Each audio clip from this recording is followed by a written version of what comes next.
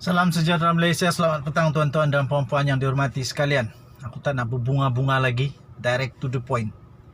Habislah Najib kali ini, memang sangat-sangat sukar Najib sekarang. SRC International tak lama lagi, kalau dia kalah masuk penjara. Kurang daripada 20 hari, Najib Razak akan jadi banduan pertama bekas Perdana Menteri di Malaysia kalau dia kalah di Mahkamah Persekutuan.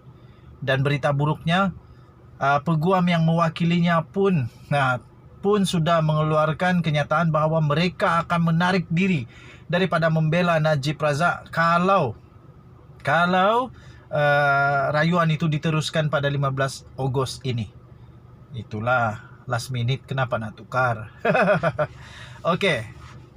Terbaru ini tuan-tuan dan puan-puan, kenyataan daripada pegawai SPRM sendiri. Pegawai SPRM ini bukan makcik di sebelah rumah. Ini bukan pakcik di tepi jalan yang kita jumpa tu, yang tiba-tiba cakap sembarang. Bukan. Ini bukan kawan yang belanja kita makan di kedai kopi. Bukan. Ini juga bukan Mina Popet. Bukan. Ini pun bukan juga paparazi. Tetapi ini pegawai SPRM. Pegawai SPRM di dalam laporan di mahkamah. Di mahkamah ni dia cakap tuan-tuan dan puan-puan, bukan di kedai kopi ya, bukan. Jauh sekali di media sosial, bukan. Ini di mahkamah. Pegawai SPRM berkata Najib arah pindah laporan audit 1MDB untuk lindungi dirinya. Untuk lindungi dirinya. Kesian. Seorang pegawai SPRM pada hari ini berkata bekas Perdana Menteri Najib Razak ingin memindah laporan audit 1MDB pada tahun 2016 atas tujuan untuk melindungi dirinya daripada kesan undang-undang. Hanif Lami, nama pegawai SPRM itu Hanif Lami, berkata demikian ketika prosiding di depan Hakim Mohamed Zaini Mazlan di Mahkamah Tinggi Kuala Lumpur hari ini. Dia merupakan adalah saksi pendakwaan ke-16 dalam kes pindah laporan audit 1MDB terhadap Najib dan juga bekas CEO 1MDB Arul Kandasamy. Dia berkata itu merupakan kesimpulannya berhubung sebab Najib menggunakan kedudukannya selaku bekas Perdana Menteri untuk mengarahkan pindaan dibuat sebelum laporan dibawa ke Jawatan Kuasa Kira-kira Wang Negara PAC pada tahun 2016 yang lalu. Ingat, 2018 Najib kalah. 2016, 2018. Katanya lagi, itu juga menjadi sebab kenapa Arul Kandasamy didakwa terlibat dalam memindah laporan tersebut. Katanya di mahkamah. Ini di mahkamah ya. Keputusan siasatan saya mendapati perkara ini dibuat oleh tertuduh pertama dan kedua, iaitu Arul Kandasamy dan Najib Razak, untuk melindungi diri mereka daripada sebarang tindakan sivil atau jenayah yang berkaitan dengan operasi 1MDB dakwanya lagi. Hanif yang merupakan pegawai siasatan bagi kes tersebut berkata, Arul Kanda telah bersubahat dengan Najib dalam pindaan laporan audit 1MDB pula 1MDB pada 24 Februari 2016 yang lalu sebelum ia dibawa ke PAC. Tertuduh kedua iaitu Datuk Seri Najib Tun Razak dalam kes ini telah mengarahkan Shukri Muhammad Saleh, ketika itu Ketua Setiausaha Sulit kepada Perdana Menteri, untuk dapatkan laporan audit 1MDB dan serahkan salinan kepada tertuduh pertama iaitu Arul Kanda, yang ketika itu adalah CEO 1MDB untuk diteliti dakwanya lagi. Katanya lagi, Najib kemudian mengarahkan mesyuarat diadakan di pejabatnya pada 22 Februari 2016 yang turut dihadiri oleh Amrin Buang, ketika itu adalah Ketua Audit Negara, dan Ali Hamzah iaitu ketika itu adalah Ketua Setiausaha Negara. Ketika mesyuarat itu, dakwanya Najib mengarahkan Ali untuk mengadakan mesyuarat antara Jabatan Audit Negara dan dirinya untuk membincangkan sebarang isu yang ingin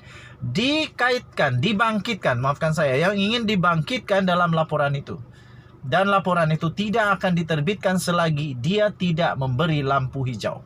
Wah, ia membawa kepada satu lagi mesyuarat 2 hari kemudian pada 24 Februari 2016 yang dipanggil oleh Ali dan dihadiri oleh Arul Kanda dakwanya lagi. Susulan mesyuarat itu dakwanya, pindaan telah dibuat terhadap 4 isu dalam laporan. Antaranya yang berhubung dengan 2 versi berbeza penyata keuangan 1MDB untuk 2014 dan isu kehadiran Loh Teck Joe dalam mesyuarat lembaga 1MDB. Okey, so tuan-tuan dan puan-puan yang dihormati sekalian, panjang lagi, ada sekali dengan transkrip mahkamah lagi. Kamu boleh masuk ke dalam Malaysia Kini bertarikh 12 Ogos 2022 dengan tajuk Pegawai SPRM berkata di mahkamah, Najib Arah pindah laporan audit 1MDB untuk lindungi dirinya. Najib nak lari mana lagi? Sekarang pegawai SPRM sudah membuat kesimpulan bahawa Najib memang bersalah. Dan yang tadi suara rakyat bergema di channel ini terpulang kepada kamu. Apa pendapat kamu? Pendapat saya mahkamah yang betul. Apapun mahkamah tetap betul. Saya sentiasa berpegang kepada mahkamah.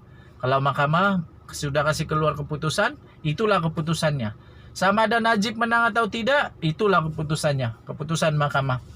Saya percaya mahkamah Malaysia adalah mahkamah yang terbaik. Hakim-hakim di Malaysia adalah antara hakim yang terbaik.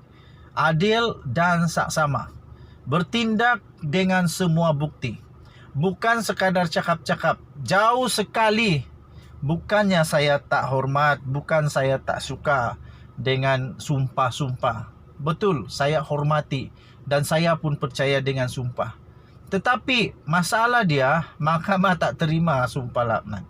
Mahkamah tak terima. Yang mahkamah terima adalah bukti-bukti. Yang mahkamah terima adalah fakta. Yang mahkamah terima adalah segala bentuk bukti. Jadi itu yang penting. Itu yang penting. Sebab itu hakim-hakim di negara Malaysia sangat-sangat prihatin kepada bukti. Bukan sekadar cakap-cakap saja. Segala bukti itulah yang dipertimbangkan tuan-tuan dan puan-puan. Saya fikir pegawai SPRM kata begitu kerana dia ada bukti. Segala siasatan sudah ada kesimpulan bahawa dia menyimpulkan bahawa Najib Razak melakukan perbuatan itu bersama dengan Arul Kanda Kandasamy untuk melindungi dirinya. Itu kata pegawai SPRM. Bukan kata channel ini ya, bukan. Jangan pula kata channel ini channel memfitnah, bukan. Itu benda dicakap di mahkamah. Okey. Dan tadi suara rakyat bergema di channel ini. Kita jumpa lagi pada berita akan datang. Habislah. Bye bye.